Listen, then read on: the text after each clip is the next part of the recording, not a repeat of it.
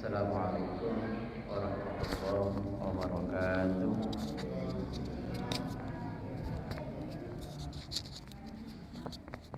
Innal hamdalillah nahmaduhu wa nasta'inuhu wa nastaghfiruh wa na'udzu billahi min shururi anfusina wa sayyiati a'malina. May yahdihillahu fala mudilla lahu wa may yudlil fala hadiya lahu. Asyhadu an la ilaha illallah wahdahu la syarika lah wa asyhadu anna Muhammadan abduhu wa rasuluh. Allahumma shalli wa sallim ala sayyidina Muhammadin wa ala alihi wa ashabihi ajma'in. Ba'du. Bapak-bapak, ibu-ibu sidang jamaah maghrib yang insyaallah dimuliakan oleh Allah Subhanahu wa taala. Alhamdulillah, kita panjatkan kehadirat Allah Subhanahu wa taala yaitu sifat amanah akan hilang dan diangkat dari hati manusia. Jadi akan datang satu masa di mana manusia itu sulit dipercaya. Sifat amanah itu akan hilang di tengah-tengah masyarakat.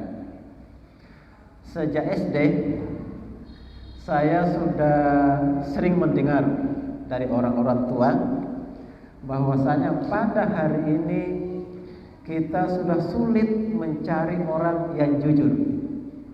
Saya masih SD itu, Pak.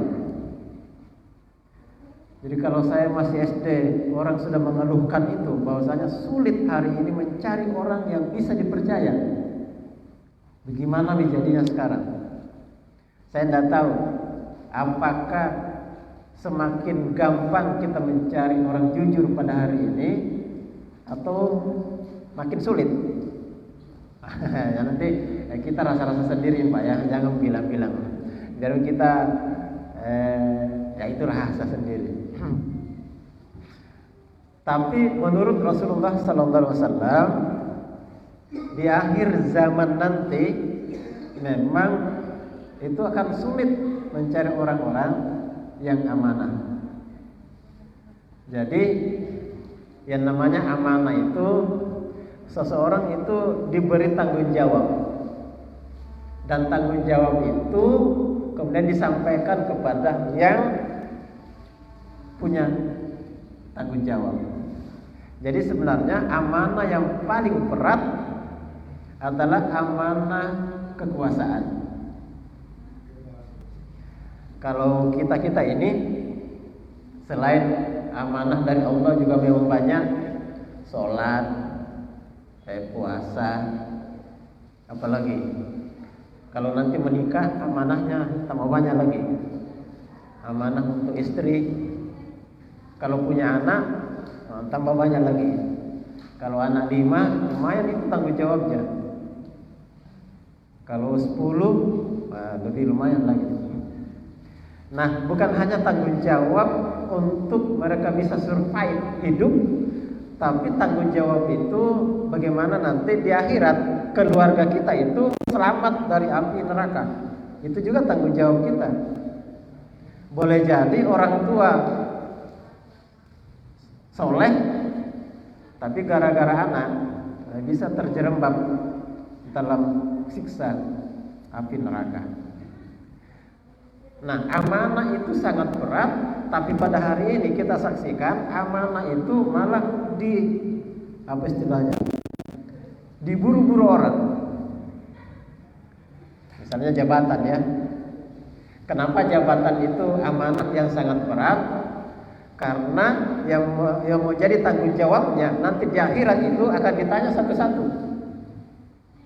Misalnya, kalau dia Pak Lurah, jadi skop kelurahan, di akhirat nanti itu dia akan ditanya satu persatu yang dia pimpin. Ya mau tidak mau, karena catatan itu sudah ada semua. Jadi selain keluarganya dia harus bertanggung jawab, warganya juga dia harus tanggung jawab. Dan ingat, tolong ukur yang dipakai oleh Allah Subhanahu wa taala untuk menghisap manusia di akhirat nanti itu adalah agama Islam. Kita sering baca, ini setiap kita sholat pasti baca. Tapi banyak orang yang kemudian tidak memperhatikan, sehingga banyak orang tidak mau diatur oleh agama. Malik Yaumiddin, yang merajai hari pembalasan. Tapi ad-din itu biasa juga diartikan agama. Dinul Islam, agama Islam. Inna dina indallahil Islam. Agama yang diridhoi di sisi Allah adalah agama Islam. Artinya apa, Pak? Nanti di padang mahsyar yang paling menentukan selamat tidaknya kita adalah agama. Nah, bagaimana gitu sekarang? Nah, banyak kita dengar jangan bawa agama. Wah. Padahal nanti di akhirat kita itu akan dihisab berdasarkan agama. Nah, banyak pejabat, tidak usah kita juga namanya, tapi pejabat lah. Sering kita mendengar dalam politik jangan bawa-bawa agama. Waduh, bagaimana gitu? Jadi dia mau bertingkah laku tidak berdasarkan agama. Nah, di akhirat nanti dia akan dihisab berdasarkan agama. Jadi contoh logika sederhananya begini. Besok ini mau ujian fisika. Nah, malamnya yang kita pelajari kira-kira pelajaran apa? Nah, yang biasanya waktu SD SMP apa yang dipelajari? Fisika. Kalau besoknya kita ujian fisika, malamnya kita belajar ekonomi, mampus. Tidak nyambung. Sama saja hidup di dunia tidak mau diatur agama, padahal nanti di akhirat dia dihisab berdasarkan agama. Kira-kira mampus tidak itu? Makanya orang-orang kafir tidak usah dihisab. Karena memang hidupnya tidak berdasarkan agama Islam. Nah, Rasulullah SAW bersabda terkait dengan amanah ini. Abu Hurairah meriwayatkan ketika Nabi Muhammad SAW sedang berbicara di suatu majelis, tiba-tiba datanglah seorang Arab Badui, Arab pedalaman, dan bertanya kepada Rasul, "Mata sa'ah?" Ya Rasul, kapan terjadi kiamat? Namun Rasulullah terus melanjutkan pembicaraan. Sebagian sahabat pun menggerutu. Nabi mendengar perkataan orang Arab Badui itu, namun beliau tidak suka dengan pertanyaannya. Ada pula sahabat yang berkata, beliau bahkan tidak mendengarnya. Setelah menyelesaikan pembicaraan beliau, Nabi lalu bertanya, siapa tadi yang bertanya? Kapan terjadi kiamat? Maka orang Arab pedalaman, ya kayak kita angkat tangan lah. Saya ya Rasul. Nah, Rasul mengatakan, siapa tadi yang bertanya tentang hari kiamat? Saya ya Rasul. Rasul kemudian melanjutkan, apabila sifat amanah sudah hilang, tunggulah kedatangan kiamat. Jadi kalau sudah jarang kita menemukan orang yang jujur, itu sudah tanda-tanda akan datangnya hari kiamat. Ya mudah-mudahan belum terjadi deh. Kira-kira ya masing-masing lah menyimpulkan Pak hari ini. Susah sekali kita mendapatkan orang yang aman atau yang bisa dipercaya. Bagaimana hilangnya sifat amanah itu? Beliau menjawab, apabila satu urusan sudah diserahkan kepada yang bukan ahlinya, maka tunggulah kehancurannya. Ya, tapi kita percayalah para calon-calon pejabat ini memang kualifikasinya memang sudah bagus lah, insya Allah ya. Kenapa senyum? Tidak percaya kan? Itu yang gambar-gambar itu kan, wah, alhamdulillah Senyum semua.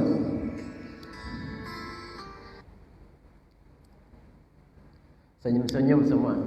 Gambarnya, nggak tahu nanti kalau naiki pas ketemu, nggak lihat orang atau hapus lagi nomor HP-nya. Nah, tadi saya bilang Pak Lurah, Pak Camat lebih banyak lagi. Anggota legislatif itu akan lebih banyak lagi. Kalau tingkat DPRD, berapa kecamatan itu? Tiga kecamatan. Kalau tingkat provinsi, itu sudah tingkat kabupaten. Kalau pusat, beberapa kabupaten. Jadi kalau tingkat pusat saya lihat Makassar, Goa, Takalar, Jeneponto, Bantaeng, Selayar, kampung saya. Jadi yang calon pusat itu tanggung jawabnya Makassar, Goa, Takalar, Jeneponto, Bantaeng, Bulukumba, Selayar. Itu di akhirat nanti akan ditanya satu persatu. Gimana urusannya ini? Bagaimana urusannya ini? Jadi memang para pejabat itu di akhirat nanti lama pemeriksaannya. Kalau dia pejabat kemudian kaya lagi tambah lama. Kasih contoh Pak. Misalnya saya pulang ke Selayar. Di perbatasan Goa sweeping. Karena saya lengkap lolos. Tapi ada yang ketangkap bawa narkoba. Diperiksa di situ. Bukan hanya di situ, Pak. Pasti dibawa kantor polisi. Pasti di BAP. Nanti masuk pengadilan. Saya sudah sampai di Selayar, dia masih ditanya-tanya. Bukan hanya sampai di Selayar, Pak. Saya pulang ke Makassar, dia masih ditanya. Berapa kabupaten itu dia mau ditanya-tanya satu persatu. Selama 5 tahun setiap hari ditanya. Bagaimana kalau pemimpin nasional? Saya tidak bisa bayangkan itu. Pertanyaannya di akhirat. Makanya dulu orang-orang soleh yang menjadi pejabat, ya kita ambil contoh Umar bin Abdul Aziz. Awalnya dia itu Pak orang paling gagah, Umar bin Abdul Aziz. Begitu naik menjadi khalifah, hanya beberapa bulan menjadi kurus, rambutnya memutih semua. Kenapa? Saking takutnya nanti di akhirat akan ditanya tentang urusan rakyat. Karena kan Rasulullah mengatakan al-imam ra'in wa huwa mas'ulun an ra'iyatihi. Pemimpin itu bertanggung jawab terhadap rakyatnya dan dia akan mas'ulun. Mas'ulun itu dari kata sa'alah. Kalau sa'alah bertanya, kalau mas'ulun yang ditanya tentang rakyatnya. Jadi di akhirat nanti para penguasa itu, para pejabat akan ditanya mas'ulun. Makanya para pejabat itu bisa juga dipanggil mas'ul. Artinya apa? Yang ditanya-tanya nanti. Ya di dunia, kalau di dunia ditanya-tanya Pak, pasti beres. Gampang jadi urus itu, gampang diatur. Bagaimana laporan pertanggungjawabannya? Beres. Beres semua. Tidak ada yang terhambat. Di akhirat nanti dilihat nih nanti. Tidak ada itu pengacara di akhirat. Karena pengacara juga diperiksa di akhirat nanti. Tidak ada itu yang berkuasa. Semuanya tunduk di hadapan Allah Subhanahu wa ta'ala. Umar bin Khattab jarang juga tidur. Dia itu mikir-mikir bagaimana nasib saya nanti di akhirat. Sampai-sampai kalau jalanan itu lubang-lubang, itu langsung diperbaiki. Jangan sampai nanti ada onta yang tergelincir. Kalau ada onta yang tergelincir, nanti ditanya juga di akhirat. Sampai onta diperhatikan. Nah, kalau zaman sekarang, ya alhamdulillah. Nah ini ada berapa data ini yang mengejutkan kita. Yang berapa hari ini lagi panas. PPATK itu menemukan 36,67% dana proyek strategis nasional masuk kantong pribadi ASN dan politisi. Berarti ya dari dulu di Kapang selalu ada proyek, ya misalnya yang gampang diingat itu proyek EKTP. Nah, berapa orang yang dapat itu? Karena kerugiannya sampai 1 triliun. Kayaknya itu yang nabrak tiang listrik dulu tuh, ada itu yang nabrak tiang listrik. Nah, itu kayak begitu. Katanya nabrak tiang listrik bengkanunya, sininya kayak bampau. Kayaknya masih di penjara itu EKTP. Nah sekarang banyak proyek 36%, ini hampir 50%. Nah dana untuk proyek strategis nasional itu 1.500 triliun. Jadi kalau 36% itu kemudian masuk di kantong pribadi, yang masuk di kantong pribadi itu 550 triliun. Bah, supaya nak kasih itu 1 miliar mau belum 550 triliun masuk kantong pribadi ASN dan politisi. Ya kayak kita kan tidak mungkin dapat, kalau kita tidak punya akses ke sana. Alhamdulillah jadi rakyat biasa, tidak bisa korupsi. Nah, yang menarik adalah 70% harta pejabat naik selama pandemi COVID-19. Apa 70%? Kayak kita udah setengah mati, tidak bisa kerja. Wih, para pejabat malah naik, dan itu tidak tanggung-tanggung. 70% pejabat naik hartanya. Nah, memang kalau jadi anggota DPR misalnya, banyak itu mau didapat sih, karena modalnya juga besar. Ada yang membocorkan di podcastnya Pak Abraham Samad, itu pernah ada bincang-bincang dengan seorang anggota DPR Pusat. Anggota DPR Pusat ini mengatakan, modal saya untuk duduk di DPR Pusat, saya yang paling murah barangkali, dia bilang begitu, 5 miliar untuk pusat. Itu katanya dia yang paling sedikit itu. Teman-temannya itu ada yang 10 miliar, ada yang 20 miliar, bahkan ada yang 30 miliar.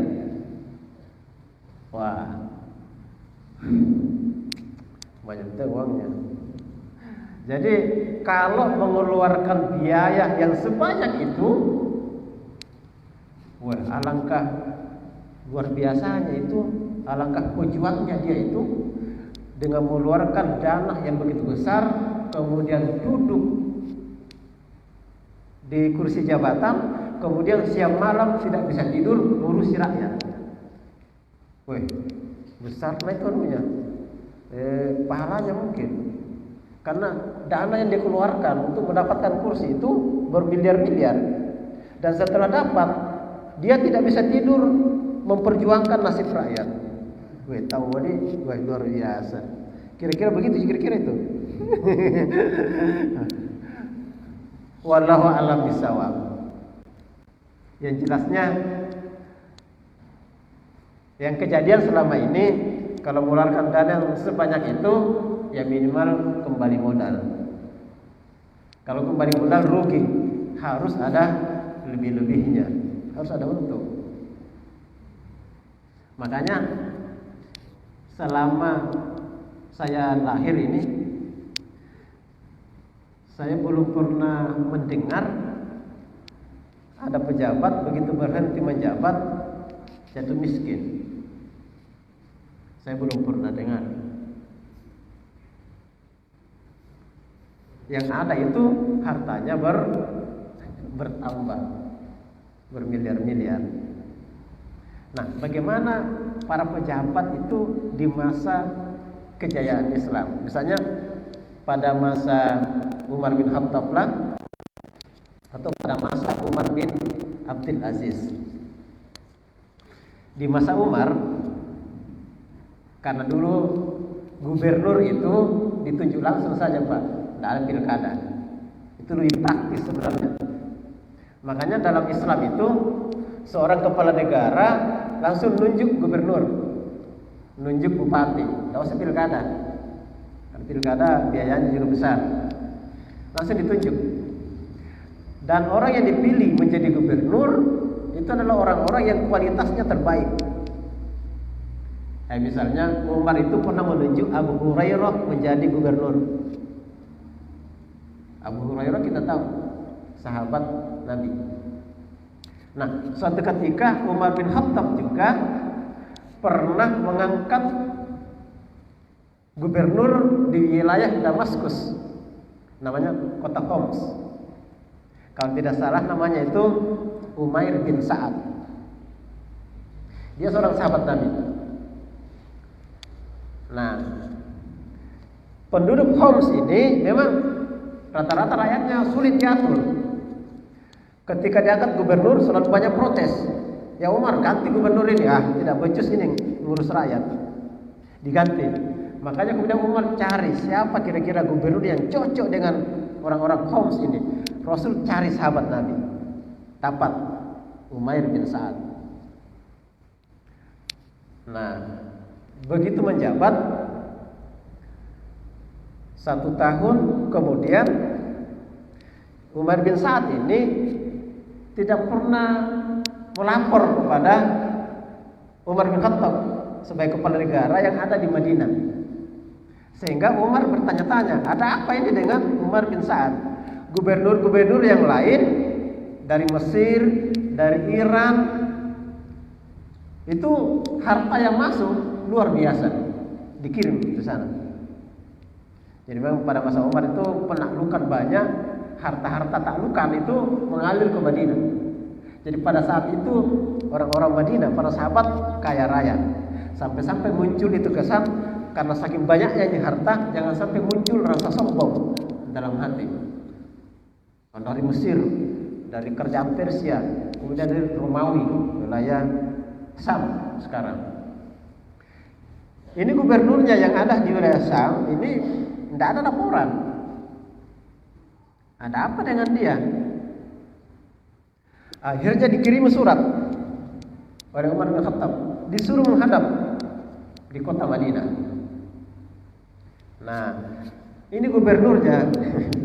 Gubernurnya ini itu harta kekayaannya tongkat, kendi, tempat air, tidak ada kendaraan, tidak ada keledainya atau kuda kayak itu.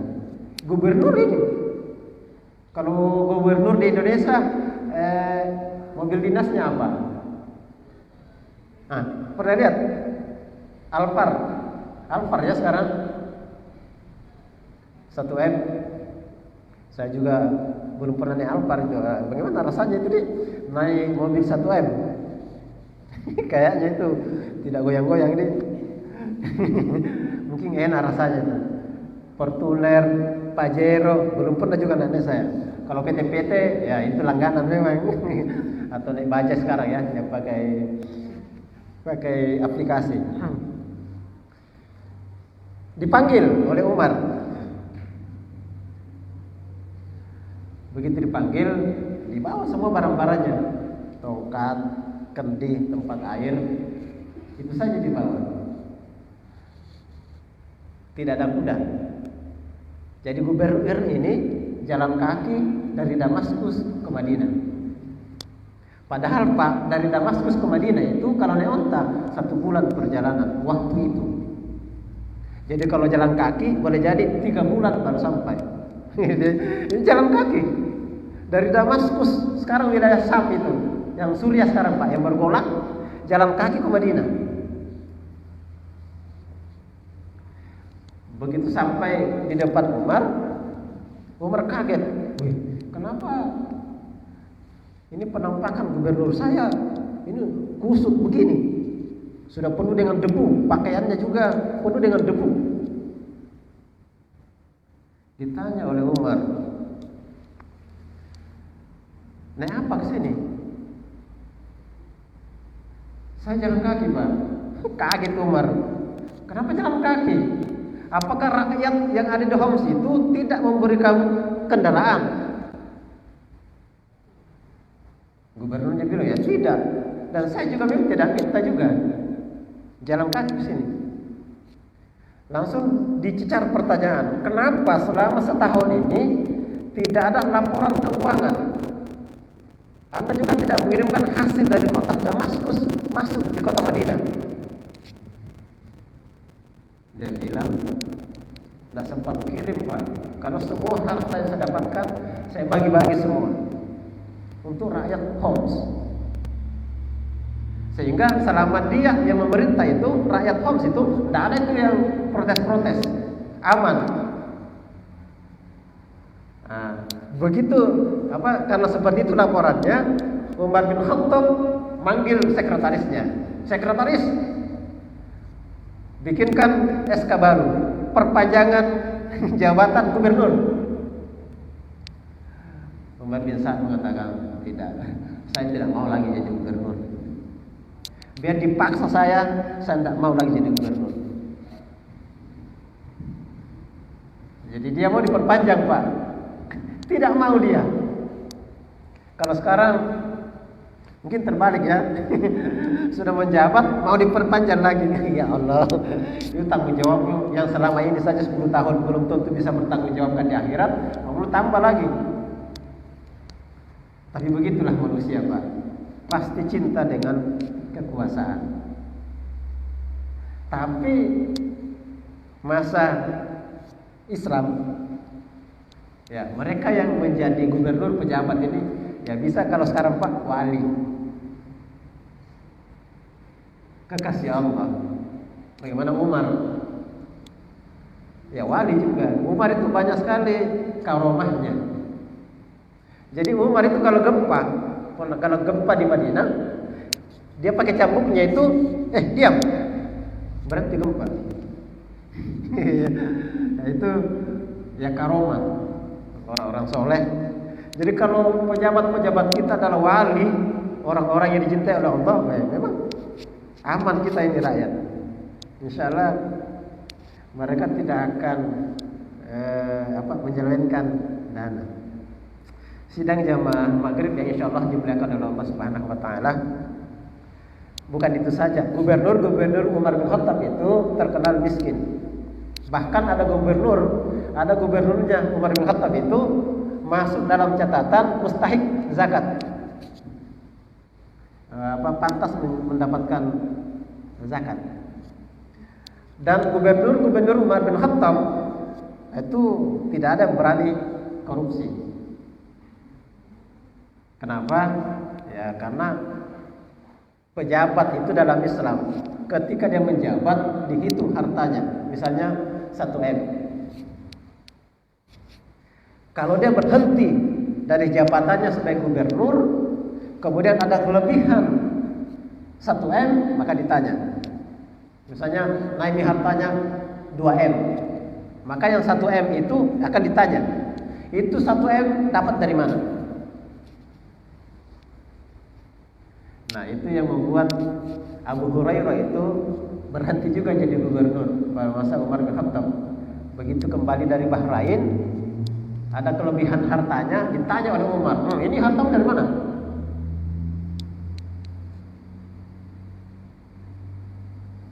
Akhirnya ditarik itu harta, kelebihan hartanya Abu Hurairah. Setelah itu mau diangkat jadi gubernur lagi, tidak mau. Kapok saya jadi gubernur. Itu dulu. Kalau sekarang mana ada orang kapok jadi gubernur, tambah lagi. Bahkan sudah dihukum masih mau juga. Heran juga saya itu. Ya itulah Indonesia. Di masa Umar bin Abdul Aziz, beliau mengangkat seorang gubernur di Yaman.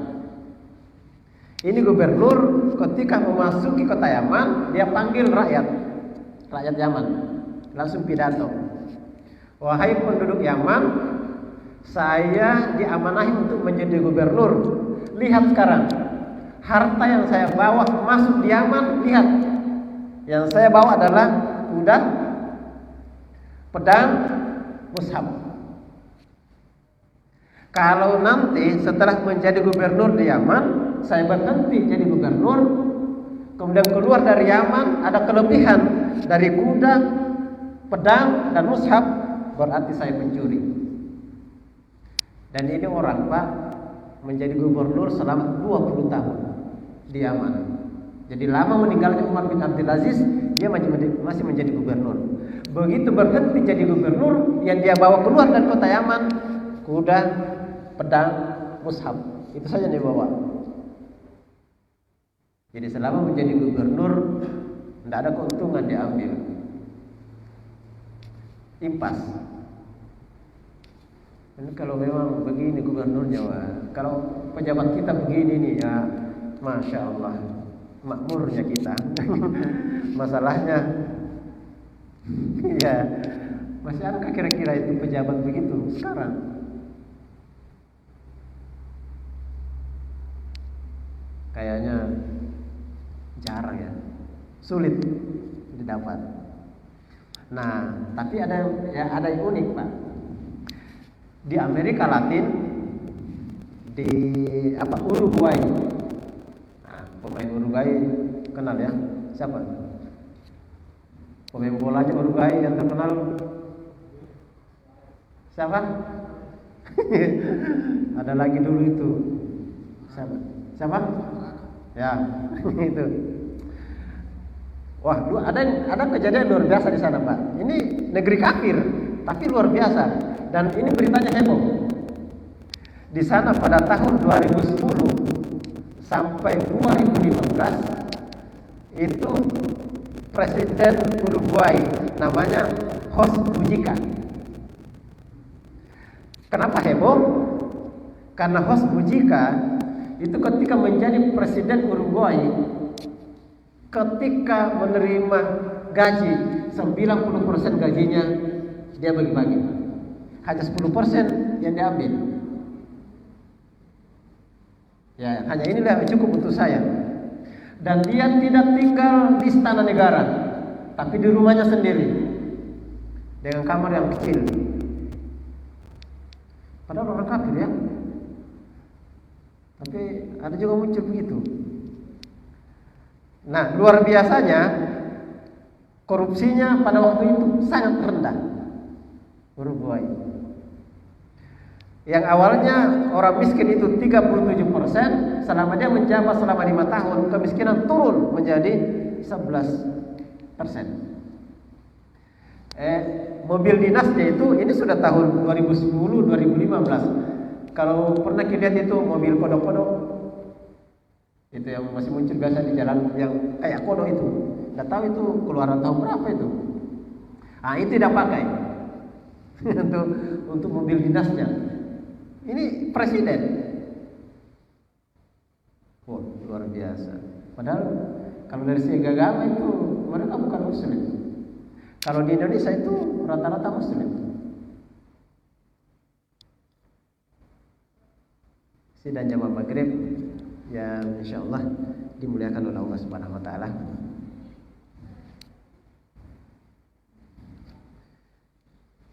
Selanjutnya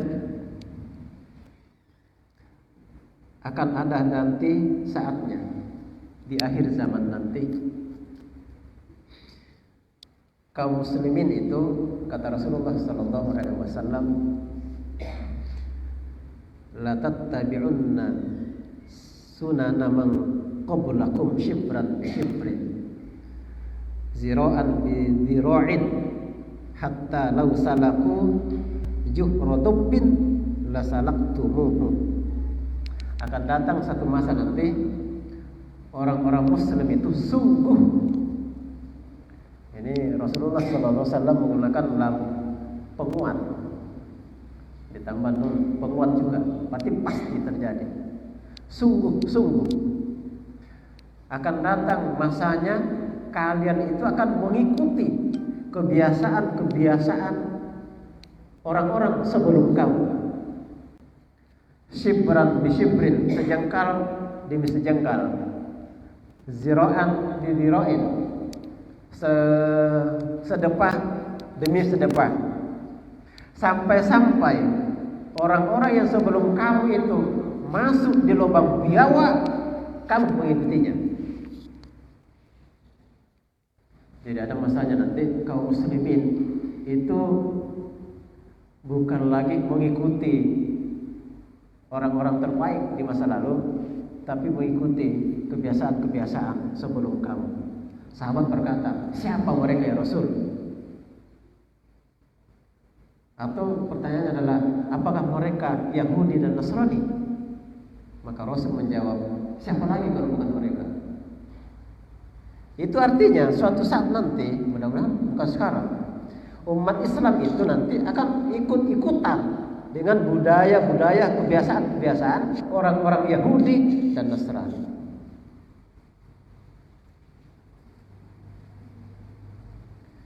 Michael Jackson itu orang apa itu? Masuk Islam kan dia itu? Enggak ya? Orang Nasrani kan dia itu? Banyak ikut-ikutan juga dulu itu. Michael Jackson dari Barat yang dijuluki sebagai King of Pop. Oh, ini King of Pop berarti Raja Pop. Kalau Michael Jackson itu konser, itu penontonnya bisa jutaan orang.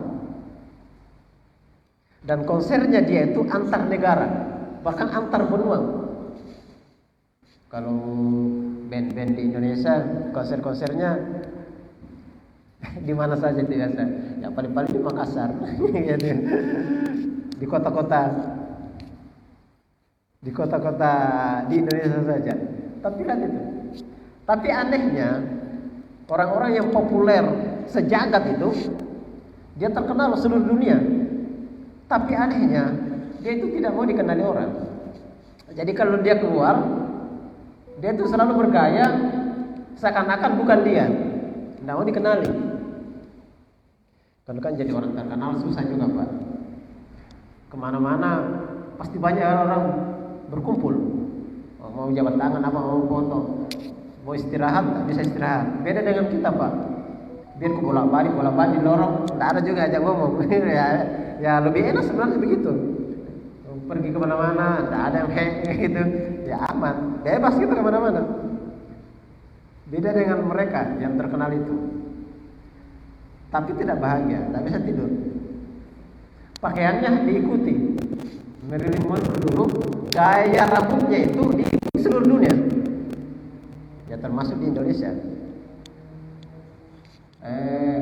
Waktu saya SD itu ada band terkenal namanya The Rolling Stone. Itu yang gambarnya lidah keluar. Nah, pasti kenal itu. Ya dulu populer sekali dulu tahun-tahun 80-an.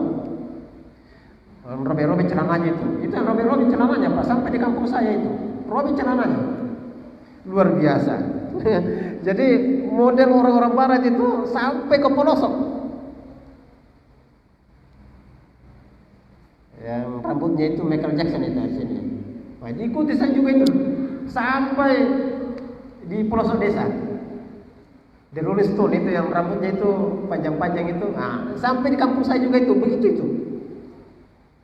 Coba bayangkan itu sampai ke pelosok ya, tidak ada listriknya ikut. Yang perempuannya begitu. Jadi media massa itu membuat model, ya, diikuti semua orang.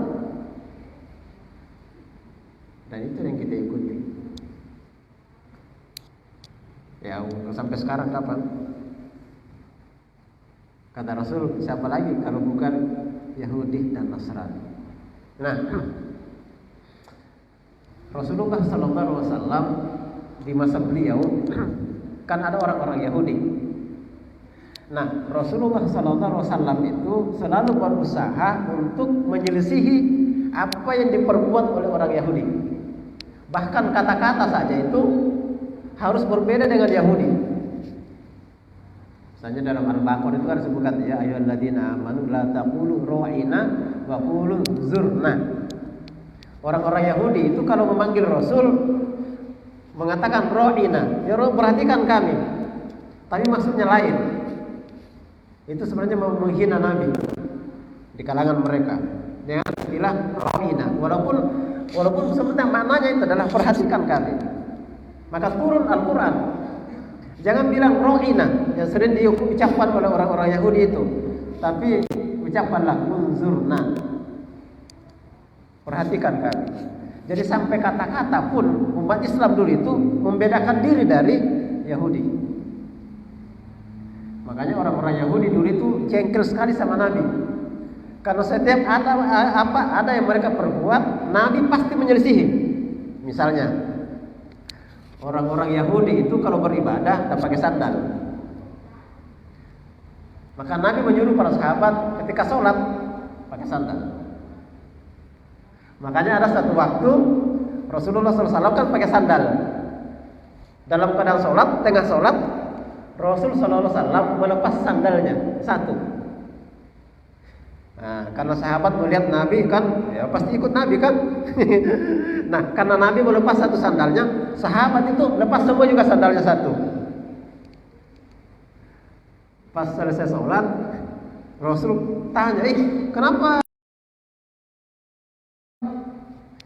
Rasul mengatakan, tadi Jibril datang kepada saya, di sandal saya ini ada najis, makanya saya lepas.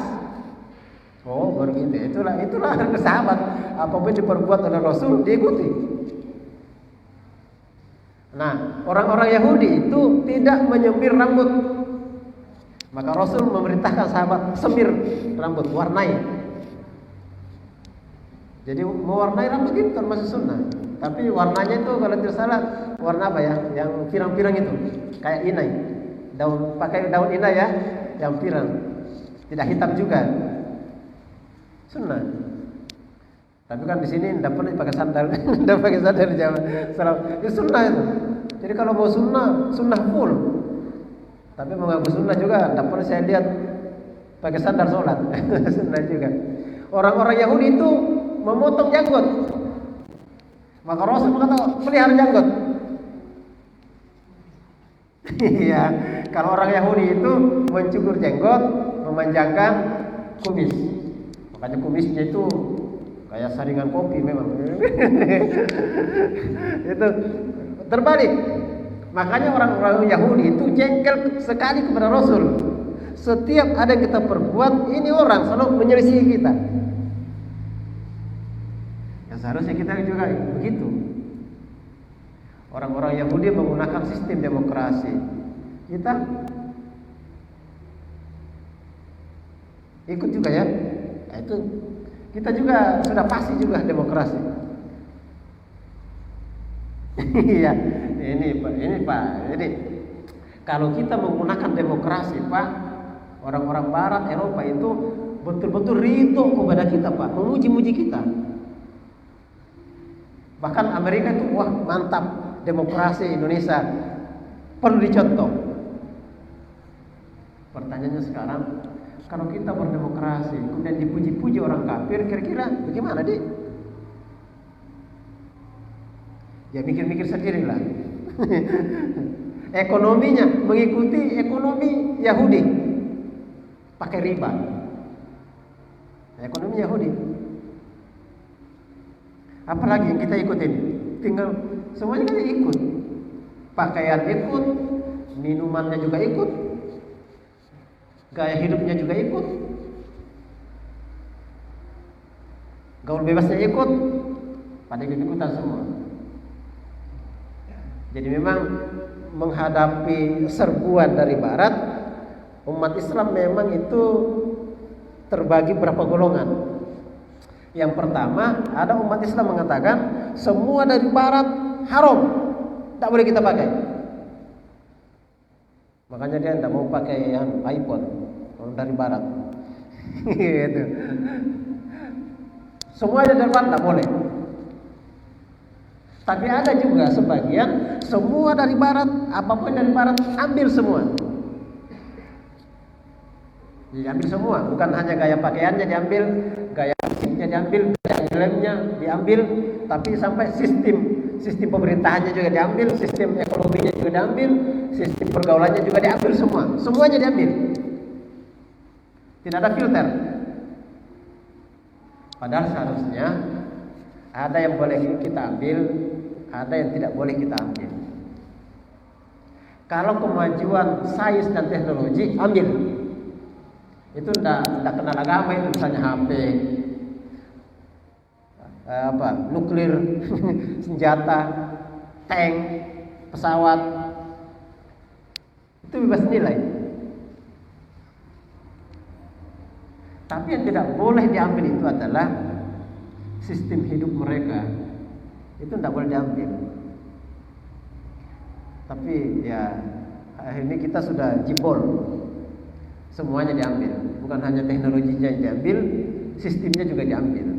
Sistem hukumnya dari mereka juga kita ambil, dari Eropa, Belanda, semuanya diambil. Maka terjadilah apa yang terjadi seperti hari ini. Ya, mudah-mudahan kita ini dengan serbuan fitnah yang begini dahsyat, kita masih diselamatkan oleh Allah Subhanahu wa taala. Amin ya rabbal alamin. Demikian yang bisa kami sampaikan. Mohon maaf atas segala kekurangan. Billahi taufiq wal hidayah. Assalamualaikum warahmatullahi wabarakatuh.